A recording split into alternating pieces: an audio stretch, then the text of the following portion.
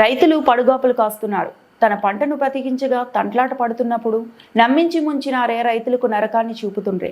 కన్నీళ్ల పాలాయే ఈ రాష్ట్రము. కాలయముని తీరు కాంగ్రెస్ పాలనలో ఒక్క యూరియా బస్తా కోసం గుండ్రాతి మడుగు సొసైటీ వద్ద మాజీ మంత్రి సత్యవతి రాథోడ్ ఆవేదన. సంబంధించి యూరియా కోసం నేను కూడా ఈ సొసైటీలో రైతును.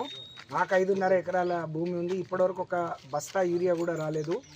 అనేక సార్లు మా ఇంట్లో వాళ్ళని పంపించినా మా అల్లుడు పోయినా ఇయ్యలేని పరిస్థితి ఉంటే స్వయంగా నేనే వెళ్ళి నిజంగా ఇంత కష్టం ఉందా అని చూడటం జరిగింది. ఎంత సిగ్గుచేటు అంటే గడిచిన నెల రోజులుగా రాష్ట్రంలో రైతు వ్యవసాయాన్ని వదిలేసి నాట్లు పెట్టడం వదిలేసి యూరియా కోసం వారాల తరబడి క్యూలో ఉంటున్నారు.